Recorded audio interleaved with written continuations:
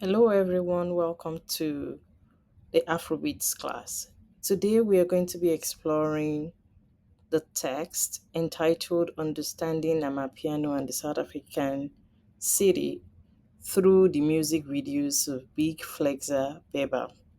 So, in this work, we see how Olorun Toba draws on the ideas of the city as well as the margins within the city and how that connects to different kinds of resources that migrate to the center. And it is this point of migration that brings our attention to the idea of music, especially in relation to youth empowerment. In Toba's perspective, he engages not just the music, but takes us back to the problem created through apartheid in South Africa and the post colonial remnant of that. He did not just bring that connection, but we are also able to see the responses of the youth to that brutal experience of apartheid and how they are using that as a way to claim space. That space is not just a temporal space, but a space of engagement that connects the inner city to the urban city and, in fact, to the global center.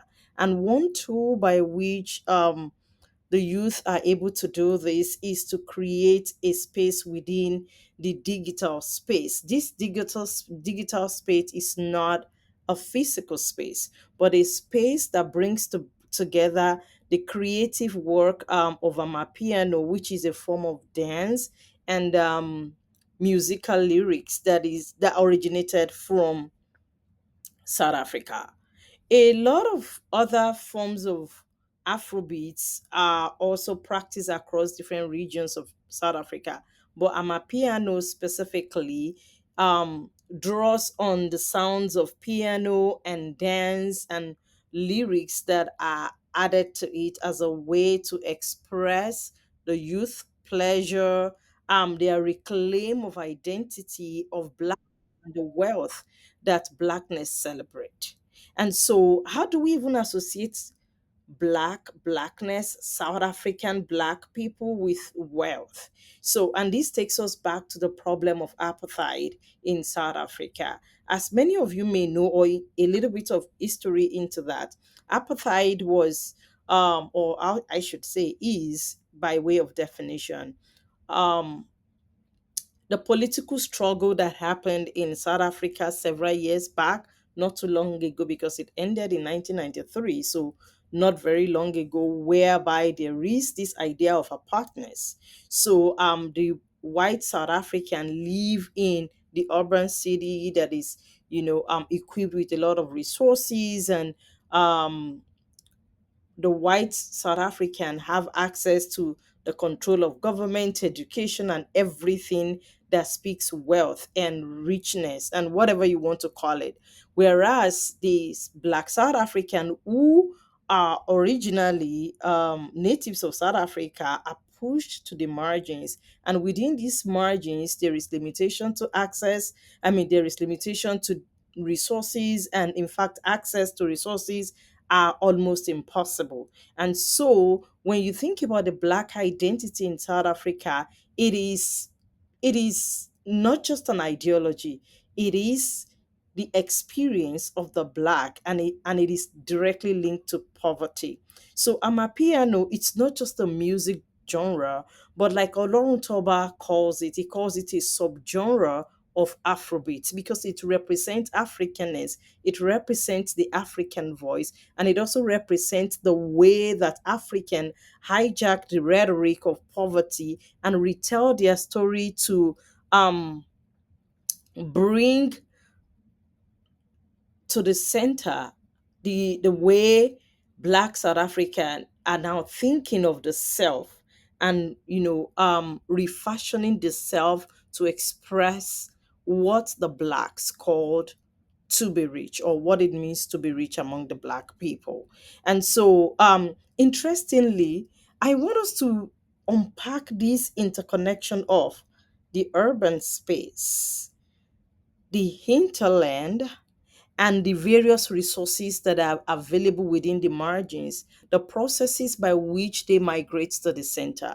One thing that Olorutoba did excellently in his engagement with this idea is that he helps us to see that music constitutes the tools of pulling all forms of resources and representations and identifications of the Black from the margins, from the rural area to the urban center. And the digital space is that space where the voice of the Black South African is not suppressed. They use different kinds of memes, different kinds of dance and representations to do that.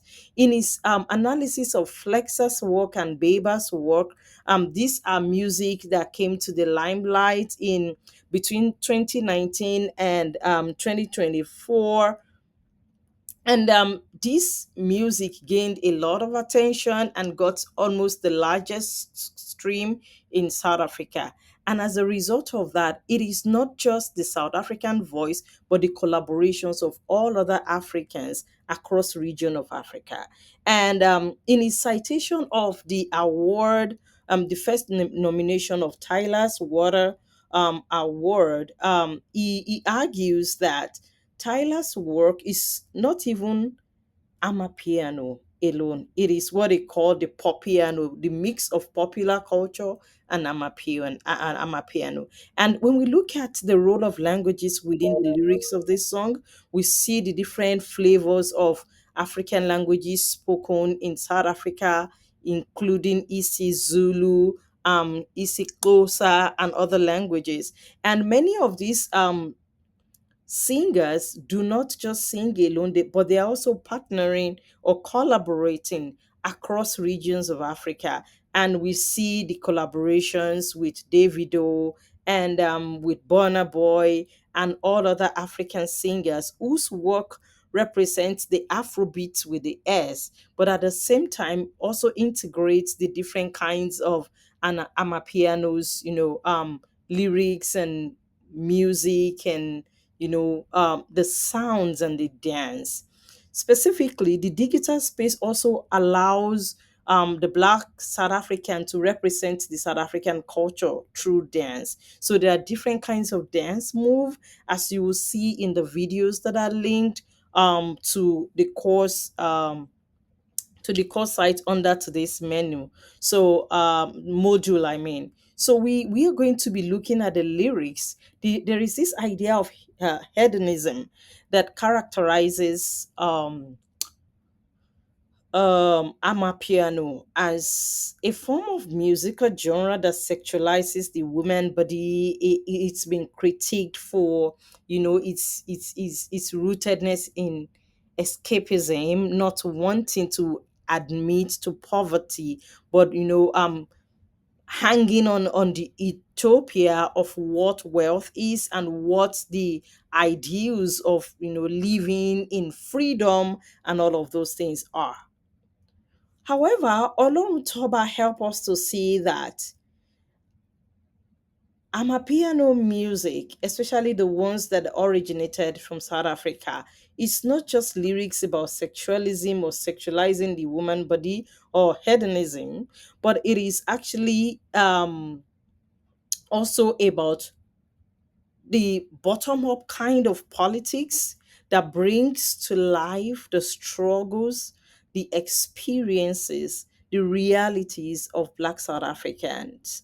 And with this, what they do with politics, it's even very imminent because the engagement with the narration of the self, the voice of the self, and how this brings Black South African to the global center is really critical to understanding Amapiano, its role in reconstructing the identity of South African, especially the Black South Africans, and the idea around wealth, wealthness, and all of these things that we are talking about. So, in the assignments and activities for this class, you're going to be drawing on the concept of urban city, the intersection of space, ideologies around colonialism, post-colonialism, apartheid South Africa, and what this mean for Amapiano as not just music but a tool of um,